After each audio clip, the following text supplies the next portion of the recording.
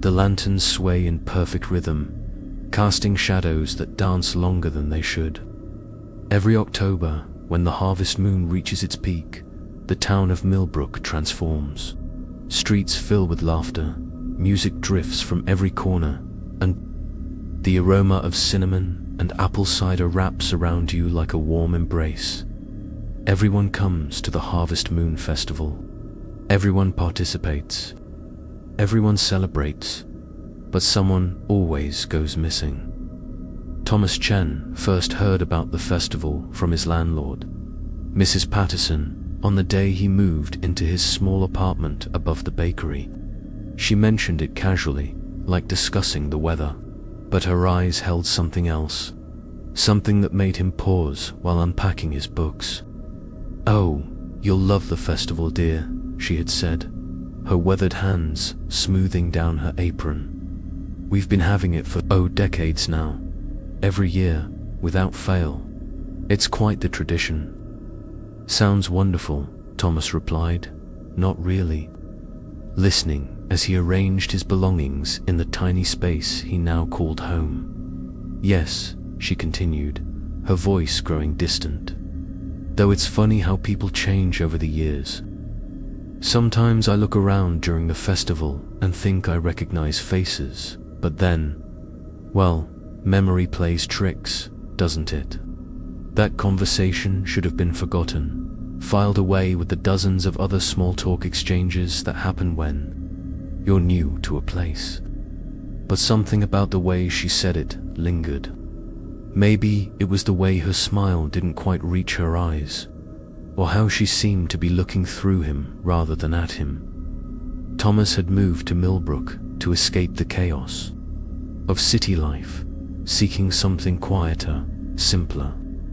The small town tucked away in the rolling hills seemed perfect, close enough to civilization, but far enough to hear your own thoughts. What he hadn't expected was how quickly the town would feel like it was watching him. The festival was still 3 weeks away when he first noticed the preparations. It wasn't unusual, really. Many small towns put considerable effort into their annual celebrations, but there was something methodical about it, almost ritualistic. Every morning, when he walked to the small cafe for his coffee, new decorations appeared. Lanterns hung from posts that seemed to multiply overnight. Banners stretched across streets in patterns that looked familiar but wrong, like a song played in a different key, and the people preparing for it moved with the kind of certainty that comes from doing something countless times before, not just yearly, but as if they'd been doing it forever. Eleanor Hartwell ran the festival committee. Thomas met her at the coffee shop on a Tuesday morning in early October, when the leaves were just beginning to turn and the air carried that crisp promise of autumn. She was a woman who could have been anywhere from 50 to 70, with silver hair pulled back in a neat bun and eyes that seemed to hold decades of secrets. "You must be our new resident," she said, extending a hand that felt surprisingly cold despite the warm morning. "Thomas, isn't it? We're so pleased you'll be joining us for the festival this year." Thomas hadn't mentioned planning to attend, but nodded anyway, looking forward to it. "Oh, everyone participates," Eleanor said, with that same smile Mrs. Patterson had worn. "It's tradition. In fact, I don't think we've ever had a resident miss it. Not once." The way she said resident made it sound permanent, binding, as if moving to Millbrook meant agreeing to something he hadn't read the fine print on. That evening, Thomas found himself at the town library, though he couldn't quite remember deciding to go there. Sarah Whitman, the librarian, was a woman in her 30s with curious eyes and an obvious love for the written word. The library itself felt older than the town around it, filled with books that seemed to have been there forever and newspapers dating back decades. "Research project?" Sarah asked when she saw him browsing the local history section. Just curious about the town, Thomas replied. The festival, specifically, how long has it been going on? Sarah's expression shifted subtly, like clouds passing over the sun. Oh, a very long time. The records are, well, they're interesting. She led him to a section filled with leather-bound volumes and newspaper clippings. The Millbrook Gazette had covered the Harvest Moon Festival every year, and the photos showed the same decorations, the same setup in the town square, the same general atmosphere. But as Thomas flipped through the decades, something felt off. The faces in the photos looked familiar. Not just similar, actually familiar. The same people seemed to appear year after year, decade after decade, unchanged. These photos, Thomas said slowly, some of these people, they look exactly the same across different years. Sarah leaned in, her voice dropping to barely above a whisper. I've noticed that too. Sometimes I wonder if it's just good genetics, or if ... Well, if there's something else, something else. She hesitated, glancing around the empty library as if the books themselves might be listening. People go missing during the festival, Thomas. Not every year, but often enough. The records show it, but somehow, no one talks about it. It's like the town collectively forgets. That night, Thomas lay in bed, listening to the sounds of a small town settling into sleep. But underneath the familiar creaks and sighs, he heard something else. Music, faint and distant, like an echo of something that hadn't happened yet, or something that happened every year, whether it was time for it or not. The festival was supposed to be a celebration. Thomas was beginning to suspect it was something else entirely, something that required more than just participation, something that demanded sacrifice. And as he drifted off to sleep, Thomas Chen couldn't shake the feeling that this year the festival might be celebrating him. Signed, ... by me. Welcome back to the Creepy Journal, where every story leaves a mark on your soul, and some stories might already know your name. If you're new here, you've wandered into a place where reality bends and the ordinary becomes extraordinary. Hit that subscribe button now, before the festival begins and you forget how you got here. October in Millbrook felt like stepping into a living postcard, but one where the edges had been touched by something that shouldn't exist. Thomas Chen's morning walks through town became exercises in cognitive dissonance, where each day brought new impossibilities disguised as small-town charm. The festival preparations continued with that unsettling precision. Vendors appeared overnight in the town square, their wooden stalls perfectly positioned as if they'd been measured and marked by invisible hands. The strange part wasn't their sudden appearance, it was how familiar they looked, as if Thomas had seen this exact setup before. In a dream he couldn't quite remember.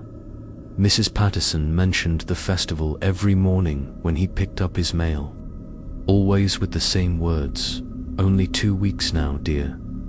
Time moves so quickly, doesn't it?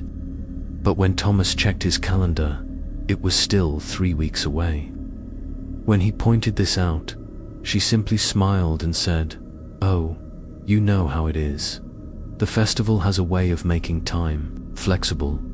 The town itself seemed to pulse with anticipation, but not the excited kind you'd expect before a celebration. This felt more like the tension before a storm, when the air grows heavy and animals go quiet.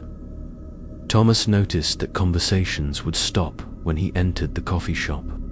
Not abruptly, but gradually, like music fading at the end of a song.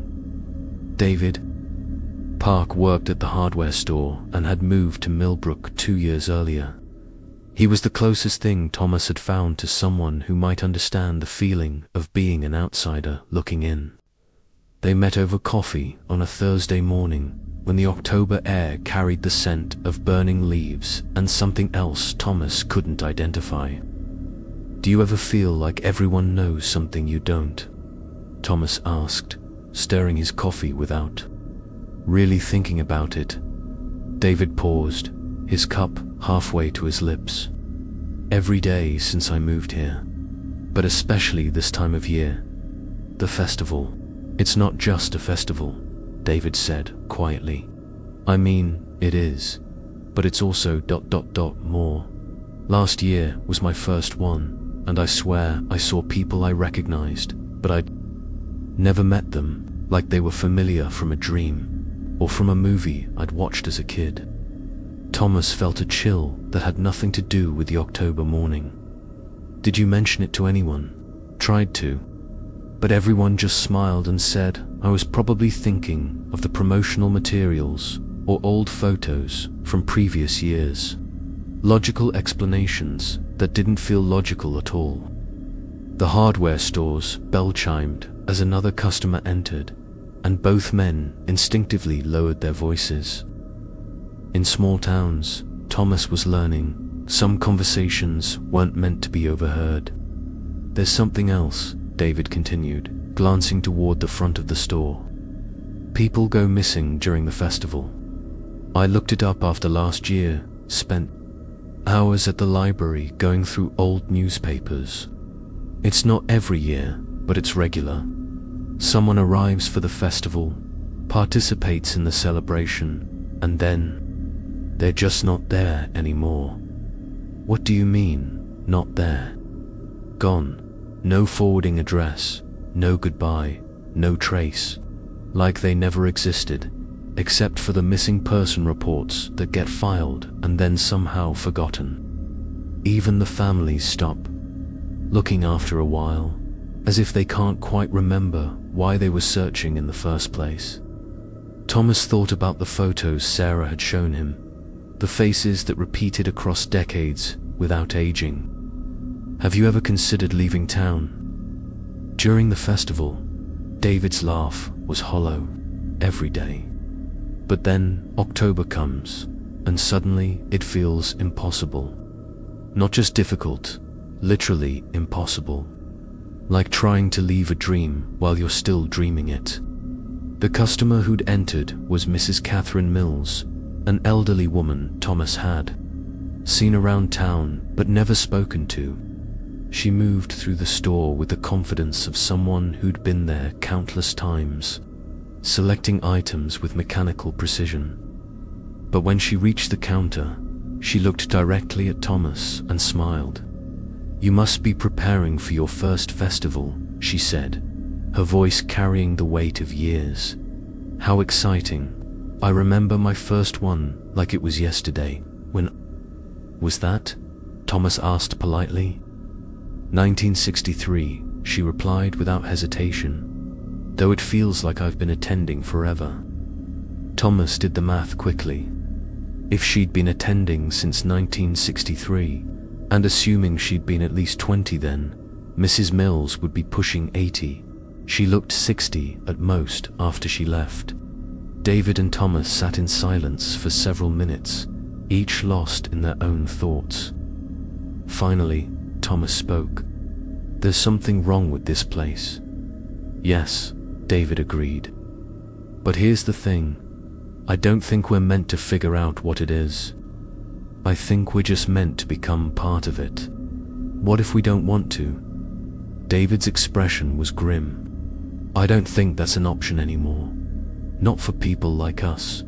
Not for residents." The word residents carried the same weight Thomas had. Heard in Eleanor's voice, not temporary, not visiting. Bound to the town and whatever happened here every October under the harvest moon. That afternoon, Thomas walked the perimeter of Millbrook, something he'd never done before but felt compelled to do now. The town had clear boundaries, a highway to the north, farmland to the east and west, and dense forest to the south. But as he walked, he noticed something impossible. Every path leading out of town curved back toward the center, as if the roads themselves were reluctant to let anyone leave. More unsettling still, he found welcome signs that read, Millbrook, population 2,847, on every route into town. But the signs facing outward, the ones people would see when leaving, were blank. Not empty, blank. As if no one had ever thought to put anything there, because no one ever left to see them. Evening came early in October, and with it, the sound of hammering as the festival setup continued. Thomas watched from his apartment window as workers moved through the square with choreographed efficiency, hanging lights and positioning booths exactly where they needed to be. But in the growing darkness, he couldn't shake the feeling that the workers' faces kept changing, shifting like shadows in candlelight.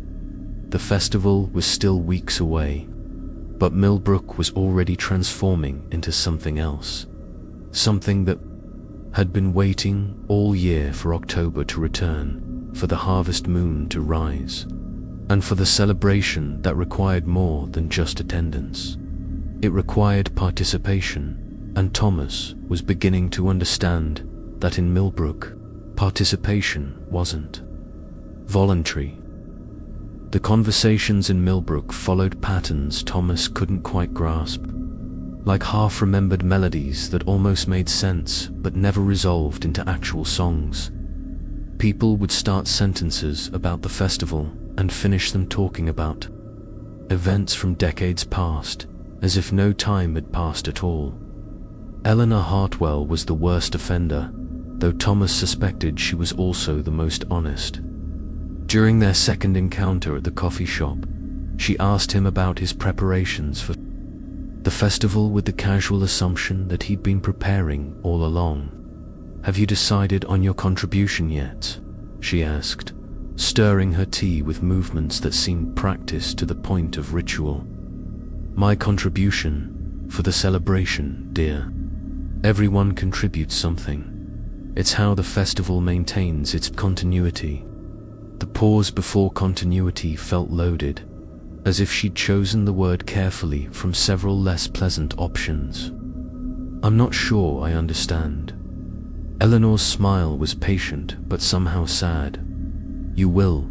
Everyone understands, eventually," Marcus figured. "It outlasts year, though I think it took him longer than most." He was quite stubborn about it, actually. Kept insisting he could just observe, just participate casually.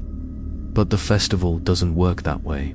Marcus Rivera, lovely young man, moved here from the city just like you.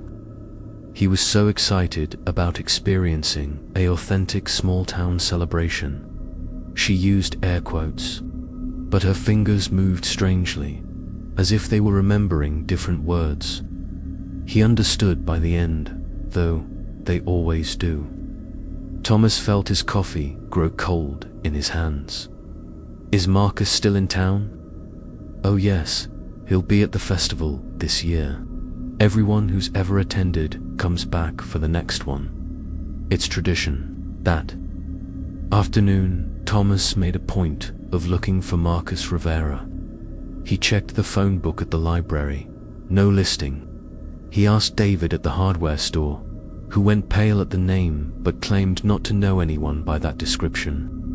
Most telling of all, he asked Sarah at the library if she had any record of a Marcus Rivera in town. Sarah's hands shook slightly as she flipped through the resident registry. "No," she said finally. "No one by that name has ever lived in Millbrook." But that evening, Thomas saw him. He was walking past the town square when he spotted a young man helping to hang festival lanterns, working with the same mechanical precision as all the other volunteers. Hispanic features, probably in his late 20s, wearing clothes that looked somehow timeless, not old-fashioned, but not entirely contemporary either. "Excuse me," Thomas called out. "Are you Marcus?" The man turned, and his smile was bright and immediate. "Yes, You must be Thomas. Eleanor mentioned you'd moved to town. Isn't this exciting? My first festival was last year, and I can hardly wait for this one. Last year, well, it feels like last year. Time moves differently here, doesn't it? Sometimes I feel like I've been preparing for this festival forever. Marcus moved with the fluid efficiency of someone who'd hung these exact lanterns in these exact positions many times before. But his enthusiasm seemed genuine, as if each repetition felt like the first time. "How long have you lived in Millbrook?" Thomas asked. "Oh, you know how it is when you love a place. It feels like you've always been there." Marcus secured another lantern and stepped back to admire his work. "I moved here from Chicago, actually. Wanted a quieter life, more community-oriented. The festival was a big part of what convinced me to stay." "Chicago? What neighborhood?" Marcus paused, his hands still holding the lantern cord. For a moment, his expression flickered, like someone trying to remember a dream. It's funny. The details get fuzzy, don't they? But the important thing is being here now, being part of the tradition." Thomas pressed gently. "Do you have family back in Chicago? Friends who visit? Family?" Marcus repeated the word as if tasting something unfamiliar. "You know, I should call them. It's been ... Well, I should call them." But Thomas could see, in Marcus's eyes, that he wouldn't. Not because he didn't want to, but because the desire to connect with his old life was fading even as they spoke, replaced by something else. A contentment that felt imposed rather than chosen.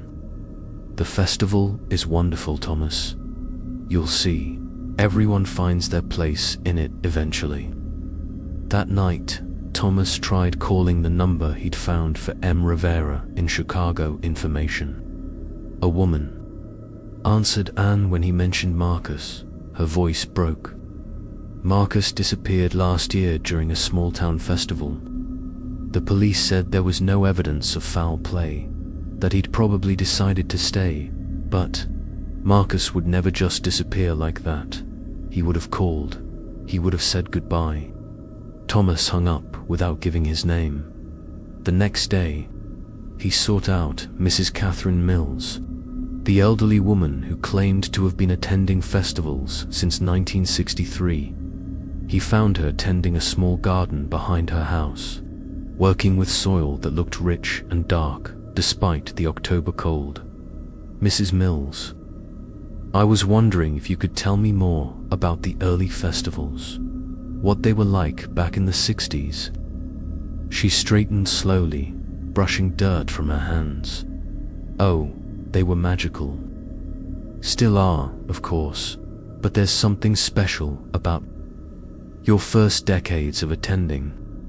I was so young then, probably about the age you are now, and you've never missed one." "Miss one?" She laughed, but it sounded hollow. "Oh dear, no one misses the festival. It wouldn't be right. Besides, where would I go? This is home.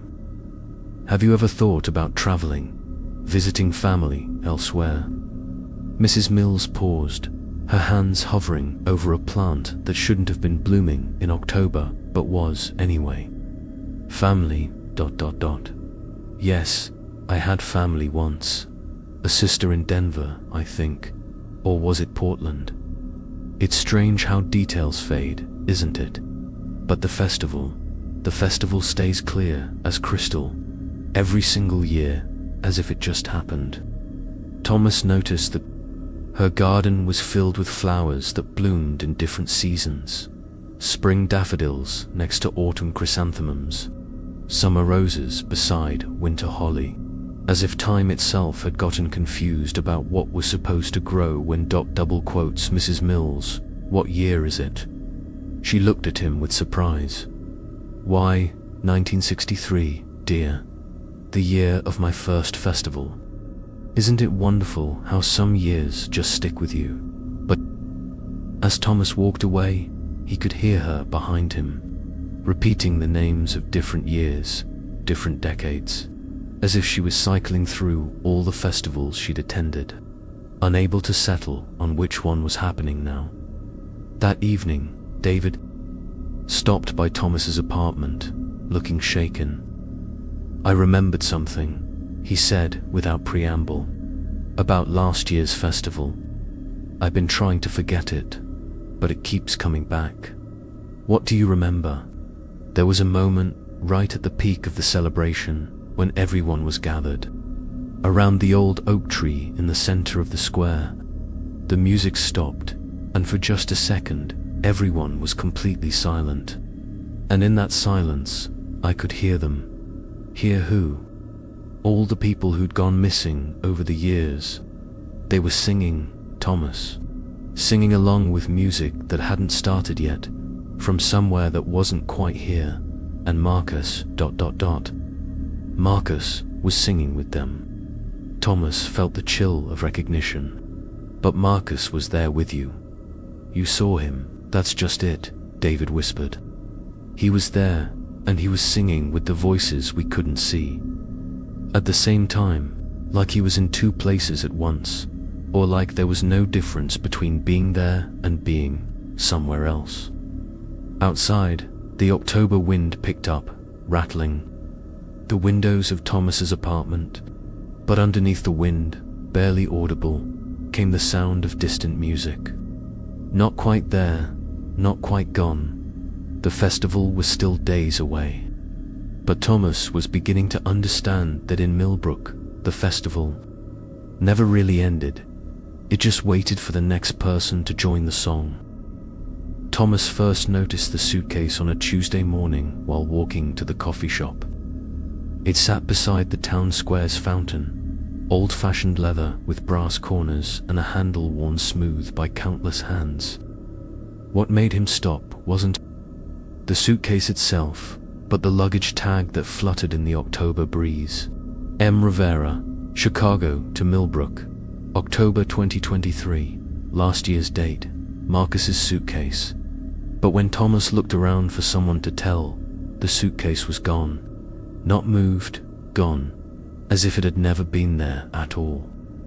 The fountain continued its gentle bubbling, and the early morning joggers passed by without seeming to notice anything unusual. Thomas stood there for several minutes, questioning his own perception, until David appeared at his shoulder. "You saw it too," David said quietly. "The suitcase, Marcus's suitcase. It shows up sometimes, usually in the morning. Sometimes by the fountain, sometimes by the library, once by the coffee shop door. Always with that same luggage tag. But he's here. Marcus is here. I talked to him yesterday."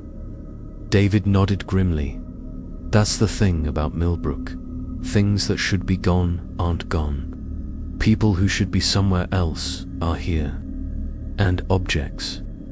Objects remember things their owners have forgotten."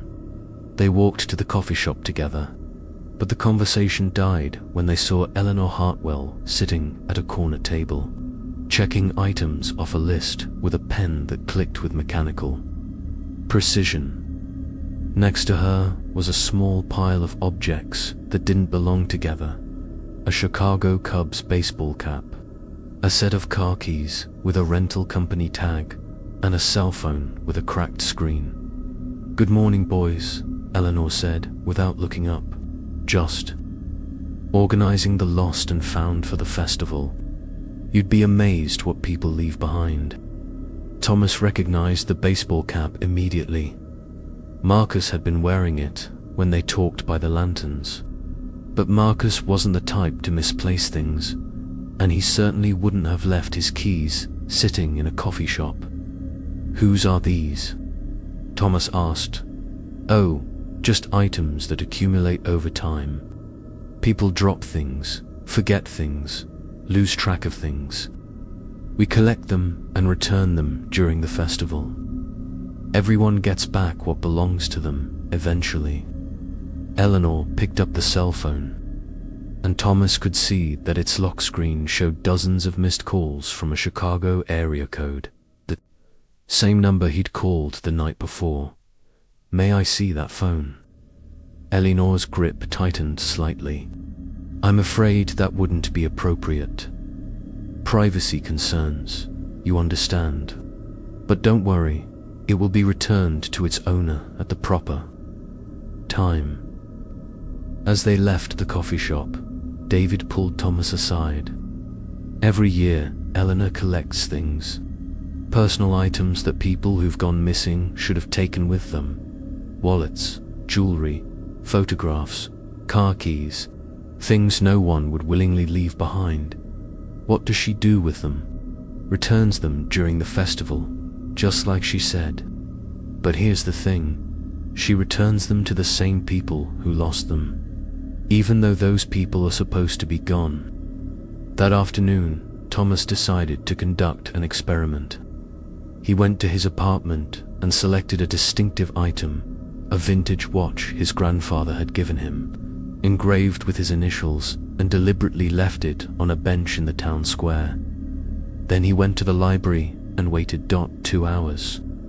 Later, he returned to find the watch gone. But Sarah Whitman was at the circulation desk, and sitting next to her was a familiar vintage watch. "Excuse me, Sarah, but is that my watch?" She looked down at it with apparent surprise. "Oh, this old thing. I found it on the desk when I came back from shelving books. Strangest thing, it feels familiar, like I've seen it before, but I can't place where." Thomas examined the watch without touching it. His initials were gone. Instead, the engraving read SW, "Time always returns." "Those aren't my initials," he said slowly. Sarah picked up the watch, turning it over in her hands. "No, they're mine. Sarah Whitman. Though I don't remember owning a watch like this, but it feels ... right, somehow. Like it belongs to me, but it's my watch. I left it on the bench 2 hours ago." Sarah's expression grew confused, then slightly hostile. "I think you're mistaken, Thomas. This has obviously been my watch for a long time. Look, it even has my initials." Thomas left the library feeling like he was losing his grip on reality.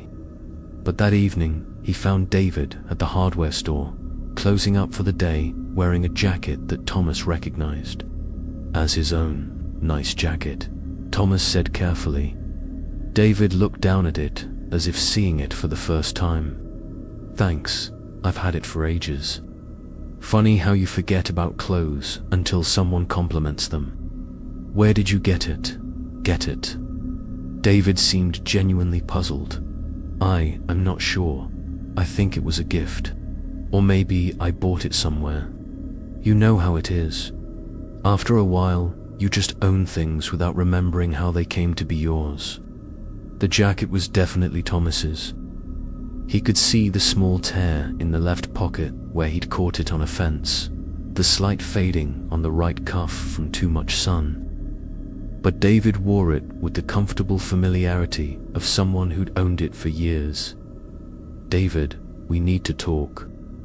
They went to David's apartment, a small space above the barbershop that felt oddly impersonal despite David having lived there for 2 years. As they sat in the living room, Thomas noticed other items that seemed familiar but wrong.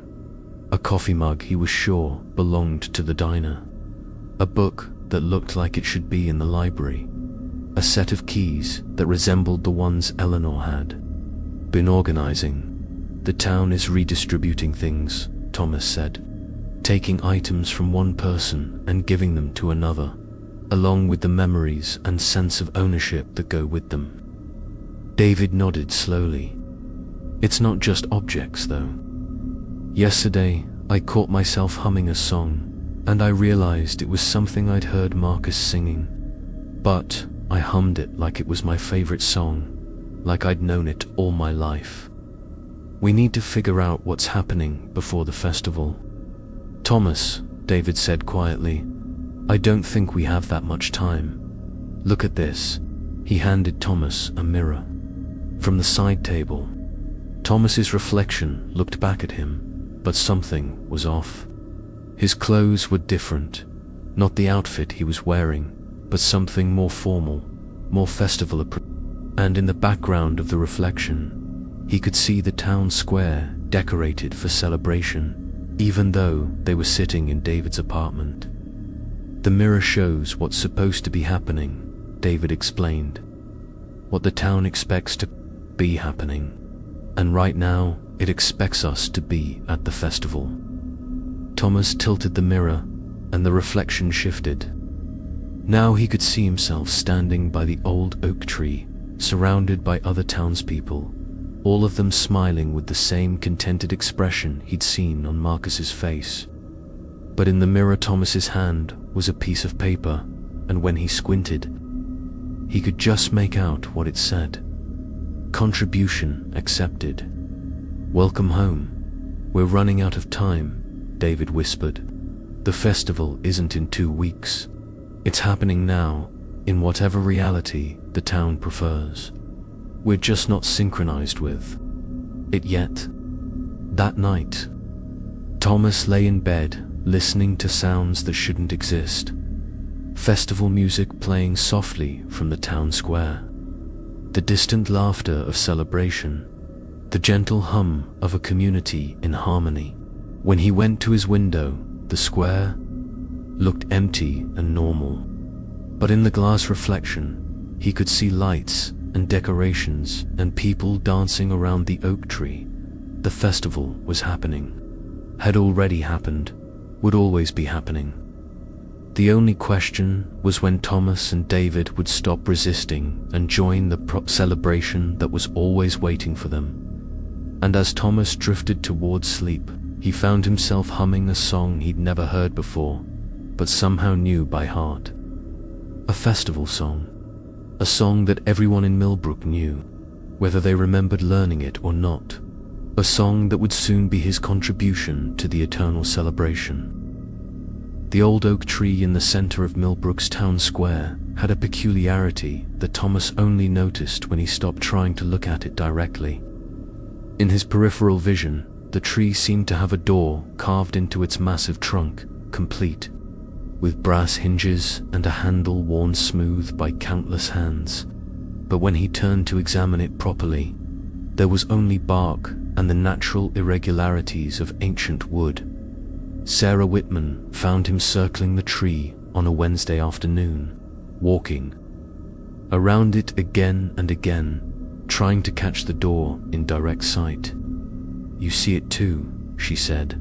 "Not really a question. There's a door. I know there's a door. There is. But it's not always there, and it's certainly not for everyone." Sarah joined him in his circular walk, both of them moving around the tree like pilgrims around a shrine. The festival committee keeps the key, but they only use it during the celebration. What's inside, I don't know. I've never been invited to see, but I think it's where people go when they disappear. Not dead, not gone, just somewhere else. Somewhere that's still here, but not here. That evening, Thomas convinced David to help him keep watch on the tree. They positioned themselves in David's apartment, which had a clear view of the town square, and took turns monitoring the oak through the night.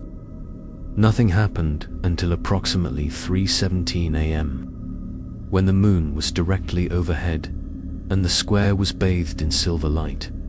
The door appeared, not gradually, not like a trick of shadow and light, but suddenly and completely, as if it had always been there and they'd simply been too blind to see it. More unsettling still, there was already someone standing beside it, Eleanor Hartwell, wearing a long coat that seemed to flow like liquid in the moonlight, produced a key from her pocket and unlocked the door. She paused, looking directly up at David's window, and smiled. Then she stepped through the doorway and closed the door behind her. "Did you see that?" Thomas whispered. She knew we were watching, David replied. She wanted us to see. They waited for Eleanor to emerge, but she never did. The door remained visible until sunrise, when it faded with the changing light like frost melting from a window. The next day, Thomas saw Eleanor at the coffee shop, looking perfectly normal and greeting everyone with her usual warmth. But when he mentioned seeing her the night before, she simply smiled. "Oh, Thomas, you must have been dreaming. I was home all evening, reading a lovely book about festival traditions from around the world. Though I did have the most vivid dreams about doors and keys and places that exist between one moment and the next." But David had taken photos with his phone during the night watch. When they reviewed them later, the images showed the square, the tree, and a figure that might have been Eleanor, but the door itself refused to appear in any photograph. Where it should have been, there was only a strange blurring, as if the camera couldn't focus on something it wasn't supposed to record. "We need to get closer," Thomas decided. "That's exactly what I was afraid you'd say." That night, they positioned themselves behind the fountain, close enough to the oak tree to see details, but far enough away to remain hidden. The moon hung full and silver above them, casting everything in that peculiar light that makes familiar places feel like alien landscapes. At exactly 3:17 a.m., the door materialized. This time, they were close enough to see that it wasn't carved into the tree, it existed within the bark, as if the wood had grown around an opening that had always been there. The brass handle gleamed with a patina that spoke of centuries of use, and Thomas could hear the faint sound of music drifting through the keyhole. Eleanor appeared as she had the night before, but she wasn't alone. Marcus Rivera walked beside her, moving with that same fluid precision Thomas had noticed when he hung the lanterns. Behind them came others, Mrs. Catherine Mills, several of the anonymous festival volunteers, and faces Thomas recognized from around town but couldn't quite name. They formed a line before the door, waiting with the patience of people who had done this many times before. Eleanor produced her key, but before she could use it, she turned and looked directly at Thomas and David. "You might as well come out," she called softly. "Hiding won't change what needs to happen." Thomas felt David grab his arm, but he was already standing, drawn forward by a compulsion he couldn't resist. They approached the group, and Thomas noticed that everyone's eyes held the same dreamy contentment he'd seen in Marcus' for David, whose expression mirrored his own growing terror. "Welcome to the real festival," Eleanor said. "The one that happens every night, every year, always. The one you've been preparing for since the moment you decided to stay in Millbrook." She unlocked the door, and Thomas could see inside.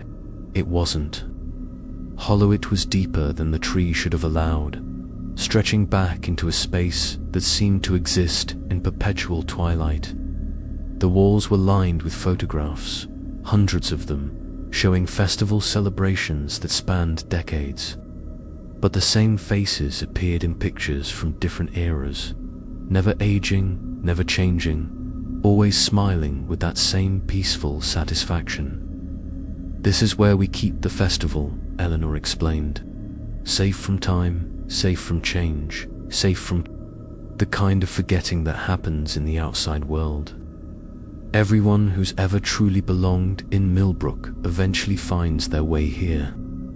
Marcus stepped forward, and Thomas saw that his eyes held recognition now. "I remember leaving Chicago," Marcus said quietly. "I remember driving here, thinking I'd stay for a few months, maybe a year. I remember calling my sister to tell her about the cute little town I'd found. But I never made that call, did I? Instead, I found my place in the festival that never ends." Mrs. Mills nodded sagely. "Time works differently here, dear," I've been attending this festival since 1963, just like I told you, but I've also been attending it since 1987, and 1994, and 2001, and every year in between. All the festivals happen at once, here in the tree, all the celebrations, all the joy, all the community spirit preserved forever. The missing people, Thomas whispered. Not missing, Eleanor corrected gently. Found. They found what they were looking for when they came to Millbrook, a place where they belonged, where they would always belong. The festival chooses who stays, and who stays becomes part of the festival. She gestured toward the door. Your things have been prepared. Your contributions have been accepted. Your place in the celebration has been reserved since the moment you arrived. Thomas looked back at David, who was backing away slowly, shaking his head, but Thomas found that he couldn't move away from the door. The music inside was growing louder, and he could recognize the tune. Now it was the song he'd been humming, the one that had felt so familiar despite being completely unknown. David, he called out, but his voice sounded distant, dreamy. David, you have to understand, this is what we came here for. Peace, community, a place where we belong. Thomas, no, this isn't real. This isn't what you wanted. But Thomas was already stepping toward the door, and he could feel the festival welcoming him. Inside the tree, he could see all the celebrations happening at once, couples dancing from the 1960s, children playing games from the 1980s, vendors selling treats from every decade. Millbrook had hosted its Harvest Moon Festival, and they were all real, all happening now, all part of the eternal celebration that existed outside the constraints of linear time. Your signature is already in the guest book, Eleanor said, showing him an ancient leather-bound volume. Thomas Chen, October 2024. Welcome home. Thomas took the pen she offered and signed his name below dozens of others, including Marcus Rivera, October 2023, and names going back generations. As his signature dried on the page, he felt the last of his resistance fade away. The festival needed him, and he needed the festival. It was a perfect arrangement. He stepped through the door into the perpetual twilight, where the music played and the dancing never stopped, and the sense of community was so complete it filled every empty space in his soul. Behind him, he heard David calling his name, but it sounded very far away and increasingly unimportant. The door closed with a gentle click. David stood alone in the town square, staring at the oak tree that once again showed no trace of a door. But he could hear them inside, voices layered on top of each other, conversations from different years happening simultaneously. Thomas's voice was among them now, explaining to someone about his move from the city, his search for community, his decision to stay in Millbrook forever. But David was hearing that conversation before Thomas had lived it, because inside the tree, Thomas was experiencing every moment of his connection to Millbrook all at once.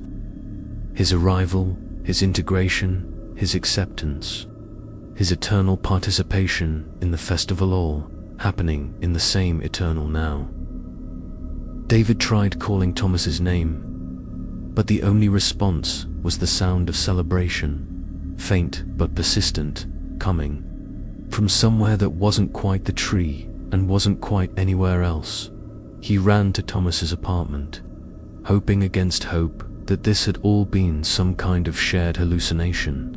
But the apartment was empty, and sitting on the kitchen table was a note in Thomas's handwriting. Thank you for understanding. The festival was everything I hoped it would be.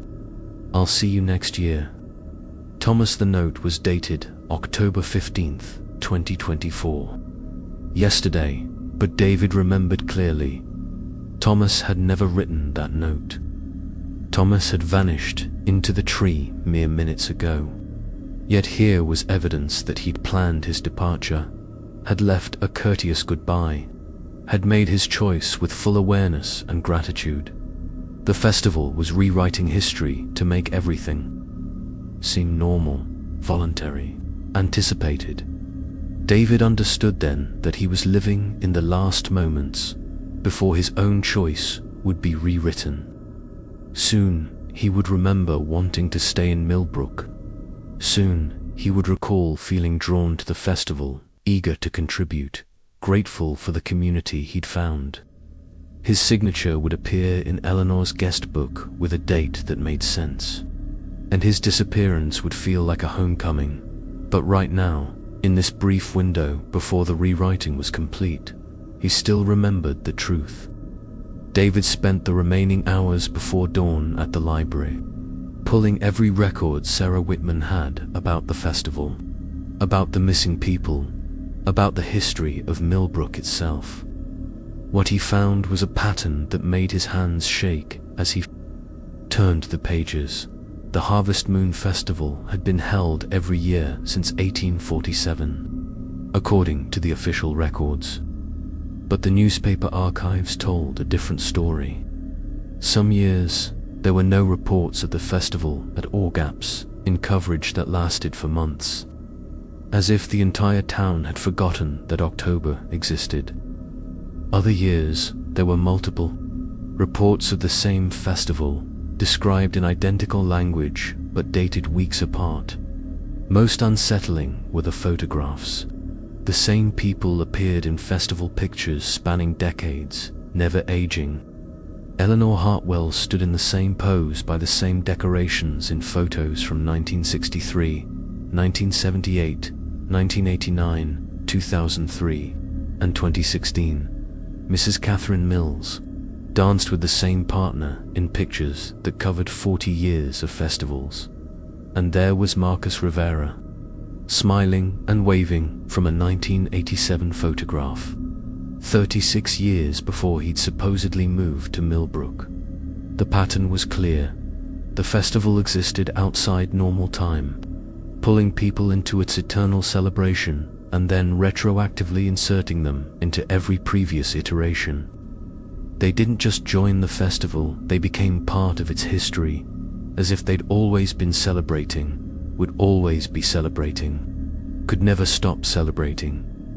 David found his own face in a photograph dated 1994, standing next to people he'd never met, participating in a festival he'd never attended.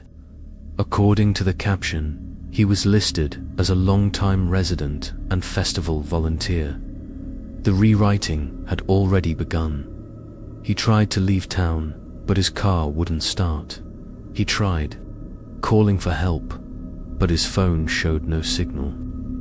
He tried walking to the town limits, but somehow always found himself back in the town square, standing before the oak tree that held all of Millbrook's secrets, as the sun rose on what the calendar claimed was October 31st, though David was sure it had been October 15th when he'd gone to sleep. He saw Eleanor Hartwell setting up festival decorations with her usual efficient precision. "Good morning, David," she called cheerfully. "Ready for tonight's celebration?" "Tonight, the Harvest Moon Festival, dear. The culmination of all our preparation. I have your volunteer assignment right here." She handed him a clipboard with his name already filled in, his signature already provided, his enthusiastic consent to participate already documented in handwriting that looked exactly like his own. "I don't remember signing this." "Of course you do. You've been looking forward to this all year. You moved to Millbrook specifically for the community, for the traditions, for the sense of belonging you knew you'd find here." And as she spoke, David felt his memories shifting, adjusting, aligning themselves with her words. Yes, he had moved here for the community. Yes, he had been excited about the festival. Yes, he had volunteered to help, because participation was what made a place feel like home. But underneath these new memories, he could still feel the truth struggling to survive. The festival began at sunset, just as it always had, just as it always would. David found himself standing in the town square, wearing clothes he didn't remember putting on, holding a contribution to the celebration that he didn't remember preparing, a small wooden sculpture of the oak tree, carved with a skill he'd never possessed. Thomas was there, of course, laughing with Marcus about something that had happened during a previous festival. They spoke as old friends, as if Thomas had been attending celebrations in Millbrook for decades, rather than hours. When David approached them, Thomas greeted him with the warm familiarity of someone he'd known forever. "David, did you see they're using your sculpture as the centerpiece? Eleanor says it perfectly captures the spirit of the festival." David looked at the sculpture in his hands, trying to remember carving it, trying to remember choosing wood, trying to remember learning how to shape it into something beautiful. The memories were there, but they felt imposed rather than lived. "I made this. You've been working on it all month," Marcus said. "Don't you remember? You said you wanted to contribute something that would last, something that would become part of the festival tradition." The evening progressed with dreamlike inevitability. David participated in dances he'd never learned, sang songs he'd never heard, shared stories about festival memories he'd never made. And with each activity, the false memories grew stronger, while his true memories grew fainter. By the time Eleanor called everyone to gather around the oak tree for the traditional midnight ceremony, David could barely remember why he'd been afraid. This was wonderful. This was what he'd always wanted. This was home. The tree's door was visible to everyone now, standing open to reveal the eternal celebration within. People began filing through in small groups, their faces radiant with contentment. David saw neighbours he recognized, people he'd come to care about, all of them choosing to step through the door into the place where the festival never ended. "Your turn, David," Eleanor said gently, offering him the guest book and pen. He looked down at the page and saw signatures spanning more than a century, but they were all in the same handwriting, all variations of the same few names, all dated, with years that couldn't possibly be correct. And at the bottom of the current page, Thomas Chen, October 2024, and Marcus Rivera, October 2024, and David Park, October 2024. His signature was already there. "When did I sign this?" "You sign it every year, dear. Just as you'll sign it next year, and the year after that, and every year forever. Time isn't linear in the festival. Every celebration is the first celebration, and every celebration is happening." Now, David took the pen, and as he touched it to the paper, he felt the last of his resistance crumble. The festival wrapped around him like a warm embrace, welcoming him home to a place he'd always belonged, would always belong, could never leave. He signed his name with careful precision, and as the ink dried, he felt his transformation complete. David Park, long-time resident. David Park, festival volunteer. David Park, who had moved to Millbrook years ago, seeking community, and had found it in the eternal celebration that existed. In the space between one moment and the next, he stepped through the door into the tree, where Thomas and Marcus were waiting, with smiles of perfect contentment, where Mrs. Mills was dancing with partners from 6 different decades, where Eleanor was organizing activities that would last forever, because time had no meaning here. Behind him, the door closed with a sound, like autumn leaves settling into place. In the morning, Millbrook looked exactly as it always had. The town square was clean and peaceful. The oak tree was solid and ordinary. And Eleanor Hartwell was already planning next year's festival with the help of her longtime volunteers, Thomas Chen, Marcus Rivera, and David Park. New residents would arrive eventually. They always did. People seeking quiet lives, community connections, places where they could belong. And the festival would welcome them with open arms, just as it always had, just as it always would. Some places don't haunt you. They embrace you so completely that leaving becomes impossible. Staying becomes inevitable, and the distinction between choice and compulsion disappears entirely. The Harvest Moon Festival in Millbrook continues every year, just as it always has. The town website mentions it briefly: charming small-town tradition, perfect for visitors seeking authentic community experiences. The reviews are glowing, written by people who describe feeling immediately welcome, instantly at home, as if they'd been celebrating there their whole lives. If you're ever driving through small-town America in October, and you see signs for the Millbrook Harvest Moon Festival, you might want to stop. The decorations are beautiful, the people are welcoming, and the sense of community is unlike anywhere else. Just remember, some celebrations are so meaningful, so perfectly fulfilling, that you might never want them to end. And in Millbrook, they don't have to. The festival happens every year. And every year, new residents discover that sometimes finding exactly what you're looking for means never having to search again. Subscribe to the Creepy Journal before you forget how you got here, because once you find your place in the celebration, you might not remember wanting to be anywhere else. The oak tree is waiting, the door is always open, and there's always room for one more at the festival that never ends.